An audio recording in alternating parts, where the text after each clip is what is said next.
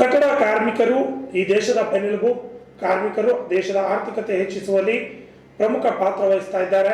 ದೇಶದ ಅಭಿವೃದ್ಧಿ ಗಣನೀಯ ಕೊಡುಗೆ ನೀಡಿದ್ದಾರೆ. ಕಾರ್ಮಿಕರಿಗೆ ಮಂಡಳಿಯಿಂದ ಸಕಾಲದಲ್ಲಿ ಮಾತ್ರ ಸೌಲಭ್ಯಗಳನ್ನು ನೀಡ್ತಾ ಇಲ್ಲ, ಸೌಲಭ್ಯಗಳಿಂದ ವಂಚಿತರಾಗ್ತಾ ಇದ್ದಾರೆ ಎಂದು ಕರ್ನಾಟಕ ರಾಜ್ಯ ಕಟ್ಟಡ ನಿರ್ಮಾಣ ಮತ್ತು ಕಾಮಗಾರಿ ಮಜ್ದೂರ್ ಸಂಘದ ರಾಜ್ಯ ಪ್ರಧಾನ ಕಾರ್ಯದರ್ಶಿ ಸುರೇಶ್ ಎಸ್ ನಾಡಿಗೇರ್ ಅವರು ತಿಳಿಸಿದ್ದಾರೆ. ಅದೇ ರೀತಿಯಲ್ಲಿ ಕಾರ್ಮಿಕ ಇಲಾಖೆಯಿಂದ ನೀಡಿರತಕ್ಕಂಥ ಕಿಟ್ಗಳಲ್ಲಿ ಸಂಪೂರ್ಣವಾಗಿ ಕಳಪೆ ಮಟ್ಟದ ಕಿಟ್ಗಳನ್ನು ನೀಡ್ತಾ ಇದ್ದಾರೆ. ಇದ್ರ ಬಗ್ಗೆ ಕೇಳೋಕೆ ಹೋದ್ರೆ ಯಾರೊಬ್ಬರೂ ಕೂಡ ಗಮನ ಹರಿಸ್ತಾ ಇಲ್ಲ. ಅಧಿಕಾರಿಗಳು ಕೂಡ ನಿರ್ಲಕ್ಷ್ಯತನವನ್ನು ವಹಿಸ್ತಾ ಇದ್ದಾರೆ ಅಂತ ಗಂಭೀರವಾದ ಆರೋಪವನ್ನ ಕಾರ್ಮಿಕ ಇಲಾಖೆಯ ಅಧಿಕಾರಿಗಳ ಮೇಲೆ ಮಾಡಿದ್ದಾರೆ. ಇನ್ನು ಕಾರ್ಮಿಕ ಅಧಿಕಾರಿಗಳು ಯಾರ ಮಾತನ್ನು ಕೇಳೋದಿಲ್ಲ, ಅವರ ಮನಸ್ಸಿಗೆ ಬಂದಂತೆ ಮಾಡ್ತಾರೆ ಅಂತ ಗಂಭೀರವಾಗಿ ಆರೋಪವನ್ನು ಮಾಡಿದ್ದಾರೆ. ಇಂದು ಕಲಬುರಗಿ ನಗರದಲ್ಲಿ ನಡೆದ ಸುದ್ದಿಗೋಷ್ಠಿಯಲ್ಲಿ ಮಾತನಾಡಿದ ಅವರು, ಕಾರ್ಮಿಕ ಇಲಾಖೆಯ ಆನ್ಲೈನ್ ತಂತ್ರಾಂಶ ಸರಿಪಡಿಸಬೇಕು. ಫಲಾನುಭವಿಗಳ ಮಕ್ಕಳ ಶೈಕ್ಷಣಿಕ ಸಹಾಯಧನ, ಫಲಾನುಭವಿ ಹಾಗೂ ಕುಟುಂಬ ಸದಸ್ಯರ ವೈದ್ಯಕೀಯ ಧನ ಸಹಾಯ, ಅಂತ್ಯಕ್ರಿಯೆ ವೆಚ್ಚ, ಹೆರಿಗೆ ಸೌಲಭ್ಯ, ನಿವೃತ್ತಿ ಪಿಂಚಣಿ, ಕುಟುಂಬ ಪಿಂಚಣಿ, ಮದುವೆ ಸಹಾಯಧನಗಳನ್ನು ಸರಿಯಾಗಿ ನೀಡಬೇಕು ಎಂದು ತಿಳಿಸಿದರು. ಈ ಸಂದರ್ಭದಲ್ಲಿ ಕಾರ್ಮಿಕ ಇಲಾಖೆಯಿಂದ ನೀಡುತ್ತಿರುವ ಕಿಟ್ಗಳು ಸಂಪೂರ್ಣವಾಗಿ ಕಳಪೆ ಮಟ್ಟದ್ದಾಗಿವೆ ಎಂದು ಆಕ್ರೋಶವನ್ನು ವ್ಯಕ್ತಪಡಿಸಿದರು. ಸರ್, ಸೇಫ್ಟಿ ಕಿಟ್ ಅಂತ ಕೊಟ್ಟವ್ರಿ, ಎರಡು ಜಾಕೆಟು ಕಿವಿಗೆ ಹಾಕೊಳಕ ಇನ್ನೂ ಹೊಡೆದಿಲ್ಲ ರೀ. ಯಾರು ಚೆಕ್ ಮಾಡ್ಬೇಕು, ಚೆಕ್ ಮಾಡ್ಬೇಕು.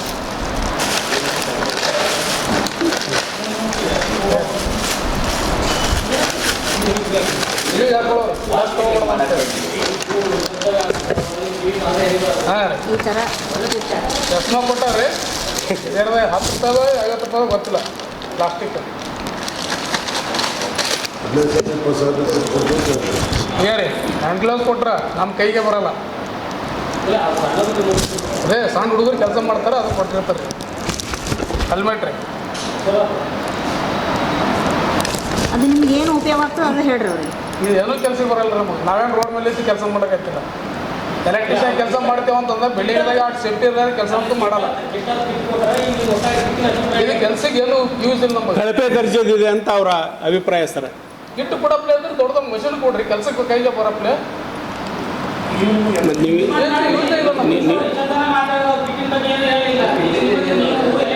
ಮಾಡೋರು ಅವ್ರೆ ಕೆಲಸ ಆಯ್ತು, ಏನು ಮಾಡೋರು.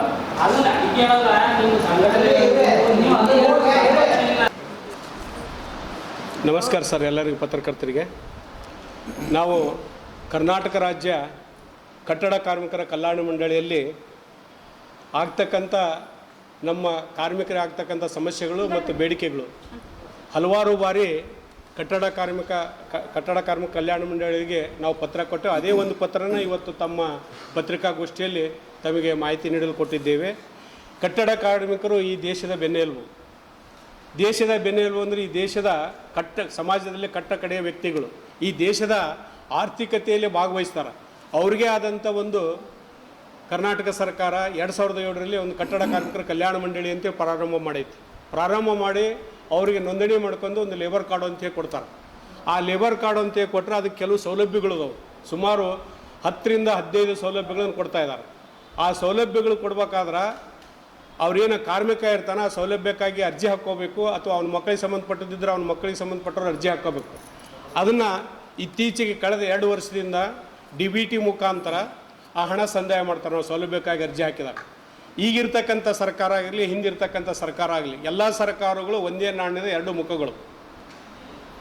ಯಾರು ಈ ಸಮಾಜದ ಕಟ್ಟಕಡೆ ವ್ಯಕ್ತಿ ಅಂತ ಹೇಳ್ತಾರೆ ಕಾರ್ಮಿಕರು, ಆ ಕಾರ್ಮಿಕರಿಗೆ ನ್ಯಾಯ ಸಿಗೋದೇ ಇಲ್ಲ.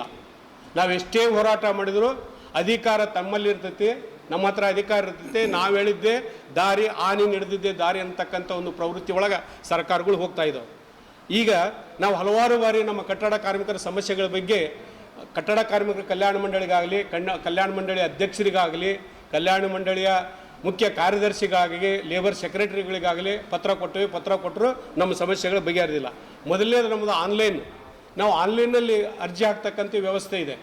ಇದು ಮೊದಲು ಸೇವಾ ಸಿಂಧುದೊಳಗಿತ್ತು. ಸರ್ಕಾರ ಕಳೆದ 2.5 ವರ್ಷದಿಂದನ ಒಂದು ಕಾರ್ಮಿಕ ಇಲಾಖೆಯದ್ದೇ ಆದಂಥ ಒಂದು ಸಾಫ್ಟ್ವೇರನ್ನು ಪ್ರಾರಂಭ ಮಾಡೈತಿ. ಆ ಸಾಫ್ಟ್ವೇರ್ ಮುಖಾಂತರ ನಮ್ಮ ಅರ್ಜಿಗಳು ಹೋಗ್ತವೆ. ನೋಂದಣಿ ಇರ್ಬೋದು, ಮರುನೋಂದಣಿ ಅರ್ಜಿ ಇರ್ಬೋದು, ಸೌಲಭ್ಯದ ಅರ್ಜಿ ಇರ್ಬೋದು. ಇವಾಗ ಏನಾಗೈತಿ ಅಂತಂದ್ರೆ ಕಾರ್ಮಿಕ ಇಲಾಖೆದ್ದು ಏನು ಸಾಫ್ಟ್ವೇರ್ ಐತಿ, ಆ ಸಾಫ್ಟ್ವೇರು ಸಾಮರ್ಥ್ಯ ಕಡಿಮೆ ಇದೆ, ಕಳಪೆ ಮಟ್ಟದ ಇದೆ. ಅದು ನಾವು ಅರ್ಜಿ ಹಾಕ್ಲಿಕ್ಕೆ ಪ್ರಾರಂಭ ಮಾಡಿದ್ವಿ ಅಂತಂದ್ರೆ ಅದು ತಿರ್ಕೊಂತ ನಿಂದಿರ್ತೈತಿ, ಯಾವ ಅರ್ಜಿಗಳು ಬೇಗನೆ ಹೋಗಂಗಿಲ್ಲ. ಎರಡನೇದು, ಕೆಲವು ಜಿಲ್ಲೆಗಳಲ್ಲಿ ಅರ್ಜಿ ಮ್ಯಾಪಿಂಗ್ ಆಗ್ತವೆ ಅಂದ್ರೆ ಉದಾಹರಣೆ ಧಾರವಾಡ ಡಿ, ದಾವಣಗೆರೆ ಡಿ. ಧಾರವಾಡಕ್ಕೆ ಅರ್ಜಿ ಹಾಕಿದ್ರೆ ದಾವಣಗೆರೆಗೆ ಹೋಗ್ತಾವೆ, ದಾವಣಗೆರೆ ಅರ್ಜಿ ಹಾಕಿದ್ರೆ ಧಾರವಾಡಕ್ಕೆ ಹೋಗ್ತಾವೆ. ಅದನ್ನು ಸರಿ ಮಾಡಿದ್ರಿ ನೀವು ಸಾಫ್ಟ್ವೇರ್ನೊಳಗೆ ಅಂತಂದ್ರೆ ಎಷ್ಟೇ ಸಲ ಪತ್ರ ಕೊಟ್ಟರು ನಾವು ಮಾಡ್ತೀವಿ ಅಂತ ಹೇಳಿ ಇದುವರೆಗೆ ಮಾಡಿರಂಗಿಲ್ಲ. ಆಮೇಲೆ ಕೆಲವೊಂದು ಅರ್ಜಿಗಳನ್ನು ತಗೊಳ್ಳಂಗಿಲ್ಲ. ಉದಾಹರಣೆ, ಒಬ್ಬ ಫಲಾನುಭವಿ ನೋಂದಣಿ ಕಾರ್ಮಿಕ ಅವ ಅಕಸ್ಮಾತ್ ಮರಣ ಹೊಂದಿದ ಅಥವಾ ಕಾಯಿಲೆ ಬಂದು ಮರಣ ಹೊಂದಿದ ಅಂದ್ರೆ ಅವನು ನೋಂದಣಿ ಕಾರ್ಡು 1 ವರ್ಷ ರಿನ್ಯೂವಲ್ ಆಗದೇ ಇದ್ದರೂ ಸಹಿತ ಅವನಿಗೆ ಮರಣದ ಅಂತ್ಯಕ್ರಿಯೆ ವೆಚ್ಚ ಮತ್ತು ಮರಣದ ಅನುಗ್ರಹ ರಾಶಿ ಅದನ್ನು ಕೊಡಬೇಕು ಅಂತೇಳಿ ಕನ್ಸ್ಟ್ರಕ್ಷನ್ ಕಾನೂನು ಒಳಗೈತಿ. ಕಾರ್ಡ್ ರಿನ್ಯೂವಲ್ ಆಗದೇ ಇದ್ದರೂ ಸಹಿತ ಏನಾಗೈತೆ ಸಾಫ್ಟ್ವೇರ್ನೊಳಗೆ ಅರ್ಜಿ ತೊಗೊಳಂಗಿಲ್ಲ. ಯಾಕೆ ತೊಗೊಳಂಗಿಲ್ಲ ಅಂದ್ರೆ ಅದು ಕಾರ್ಡ್ ರಿನ್ಯೂವಲ್ ಆಗಿರೋಂಗಿಲ್ಲ. ಅದನ್ನು ಸರಿ ಮಾಡಿರಿ ಅಂತ ಹೇಳಿದ್ರೆ ಇವತ್ತಿನವರೆಗೂ ಮಂಡಳಿಯವರು ಸರಿ ಮಾಡ್ತಾನೇ ಇಲ್ಲ, ಬರೀ ಸರಿ ಮಾಡ್ತೀವಿ ಅಂತ ಹೇಳ್ತಾರೆ. ಮತ್ತು ಅದೇ ರೀತಿ ಒಬ್ಬ ಫಲಾನುಭವಿ ಅವನು 2 ಮಕ್ಕಳ ಲಗ್ನ ಮಾಡಿದ್ರೆ 60,000 ರೂಪಾಯಿ ದುಡ್ಡು ಕೊಡ್ತಾರೆ. ಎಟ್ಟೆ ಟೈಮಿಗೆ ಒಂದೇ ದಿವಸ 2 ಮಕ್ಕಳ ಲಗ್ನ ಮಾಡಿದ ಅಂತಂದ್ರೆ ಒಂದು ಮಗುವಿನ ಅರ್ಜಿ ತಗೊಂತೈತಿ, ಇನ್ನೊಂದು ಮಗುವಿನ ಅರ್ಜಿ ತೊಗೊಳಂಗಿಲ್ಲ. ಅದು ಯಾಕೆ ಅಂತ ಕೇಳಿದ್ರೆ ಅವರಿಗೆ ಇಲ್ಲ, ಇವರು ಕಟ್ಟಡ ಕಾರ್ಮಿಕ ಕಲ್ಯಾಣ ಮಂಡಳಿಗೆ ಸಾಫ್ಟ್ವೇರ್ನೊಳಗೆ ಒಂದೇ ಅರ್ಜಿ ತೊಗೊಳ್ತಕ್ಕಂಥ ವ್ಯವಸ್ಥೆ ಐತಿ, ಇನ್ನೊಂದು ತೊಗೊಳಂಗಿಲ್ಲ. ಒಂದು ಅರ್ಜಿ ತೊಗೊಂಡ ನಂತರ ಆ ಅರ್ಜಿ ಅಪ್ರೂವಲ್ ಆಗಿ ದುಡ್ಡು ಬಂದ ನಂತರ ಇನ್ನೊಂದು ಅರ್ಜಿ ಹಾಕ್ರಿ ಅಂತಾರೆ. ಮತ್ತು ಎಲ್ಲ ಸೌಲಭ್ಯಗಳಿಗೆ ನಾವು ಅರ್ಜಿ ಹಾಕ್ಬೇಕಾದ್ರೆ ಎಲ್ಲವಕ್ಕೂ ಒಂದು ಕಾಲಮಿತಿ ಅಂತ ಹೇಳಿರ್ತೈತಿ. ಆ 6 ತಿಂಗಳ ಕಾಲಮಿತಿ ಮೀರ್ತು ಅಂತಂದ್ರೆ ಇನ್ನೊಂದು ಅರ್ಜಿಗೆ ದುಡ್ಡು ಬರೋದೇ ಇಲ್ಲ. ಅದೇ ರೀತಿ ನಮಗೀಗ ಮಕ್ಕಳಿಗೆ ಶೈಕ್ಷಣಿಕ ಧನ ಸಹಾಯ ಅಂತ ಕೊಡ್ತಾರೆ ಫಲಾನುಭವಿ ಮಕ್ಕಳಿಗೆ. ಈ ಸರ್ಕಾರ ಬಂದ ನಂತರ ಹಿಂದಿದ್ದಂಥ ಸರ್ಕಾರ 5,000 ರೂಪಾಯಿ 1ನೇ ಕ್ಲಾಸಿಂದ ಪ್ರಾರಂಭವಾಗಿ MBBS ಇಂಜಿನಿಯರಿಂಗ್ ಓದೋರಿಗೆ 75,000 ರೂಪಾಯಿ ದುಡ್ಡು ಸಿಗ್ತಾ ಇತ್ತು. ಇವರು ಸೆಪ್ಟೆಂಬರ್ 2023 ಒಳಗೆ ಪ್ರತಿ ಸತ 75% ಕಡಿತ ಮಾಡಿದ್ರು. ಇವರು ಕಡಿತ ಮಾಡಿ ಈಗ ಕೇವಲ 1800ರಿಂದ 12,000 ರೂಪಾಯಿ ಸಿಗ್ತೈತೆ. ಅದು ಸಹಿತ ಸರಿಯಾಗಿ ಕೊಡ್ತಾ ಇಲ್ಲ. ಕಾರಣ ಏನು ಅಂತಂದ್ರೆ ಅವ್ರೇನು ಹೇಳ್ತಾ ಇದ್ದಾರೆ ಅಂತಂದ್ರೆ ಶೈಕ್ಷಣಿಕ ಧನ ಸಹಾಯದ ಅರ್ಜಿಗಳು ಭಾಳಷ್ಟು ಬಂದಿವೆ.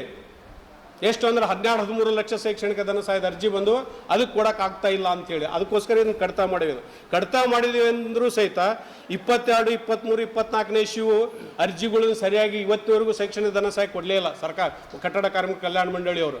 ಒಂದು ಮಗುವಿಗೆ 2 ಮಕ್ಕಳು ಅರ್ಜಿ ಹಾಕಿದ್ರೆ ಒಂದು ಮಗುವಿಗೆ ಸ್ಯಾಂಕ್ಷನ್ ಮಾಡೋದು, ಇನ್ನೊಂದು ಮಗುವಿಗೆ ಕೊಡಂಗಿಲ್ಲ, ಶೈಕ್ಷಣಿಕ ಧನ ಸಹಾಯದ ಅರ್ಜಿ ಕೊಡಂಗಿಲ್ಲ.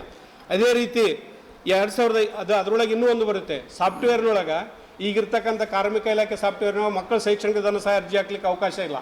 SSP ಒಳಗೆ ಹಾಕ್ಬೇಕು ನಾವು, ಗೌರ್ಮೆಂಟ್ ಇದ್ರೊಳಗೆ SSP ಒಳಗೆ ಹಾಕಿದ್ರೆ ನೀವು ಹೆಂಗೆ ಕಲ್ಯಾಣ ಮಂಡಳಿಗೆ ಅದನ್ನು ಟ್ರಾನ್ಸ್ಫರ್ ಮಾಡ್ಕೊಂತೀರಿ ಅಂತ ಹೇಳಿದ್ರೆ ನಾವು ಆಧಾರ್ ಕಾರ್ಡ್ ಲಿಂಕಿನ ಮೇಲೆ ತೊಗೊಂತೀವಿ ಅಂತ ಹೇಳ್ತಾರೆ. ಈ ಸಿದ್ದುಗೋಷ್ಠಿಯಲ್ಲಿ ಗೀತಾ ಕುಲಕರ್ಣಿ, ಚಂದ್ರಕಲಾ, ಶ್ರೀಕಾಂತ್, ವೀರಭದ್ರಪ್ಪ, ಶಿವಯ್ಯ ಸೇರಿದಂತೆ ಅನೇಕರು ಹಾಜರಿದ್ದರು. Bureau report RJ32 Kannada news, Kalaburagi. ಬೇರೆ ಇನ್ನಿತರ ಯಾವುದೇ ಕೆಲವೊಂದೆಲ್ಲ ನಮ್ಮ ಸೌಲಭ್ಯಗಳದಾವ, ಅದನ್ನು ಕರೆಕ್ಟಾಗಿ ಕೊಟ್ರೆ ಈ ಕಿಟ್ಗಳ ಅವಶ್ಯಕತೆ ನಮಗಿಲ್ಲ. ಅವು ಅಮೌಂಟ್ ಏನು ಇರುತ್ತೆ ಮಕ್ಕಳು ಎಜುಕೇಷನ್ಗಾಯ್ತು ಅದನ್ನು ಕೊಟ್ರೆ ಭಾಳಷ್ಟು ಉತ್ತಮ ಆಗ್ತದೆ. ಈಗ ಅದನ್ನೇ ಅವರು ತಡೆ ಹಿಡಿತಾರೆ.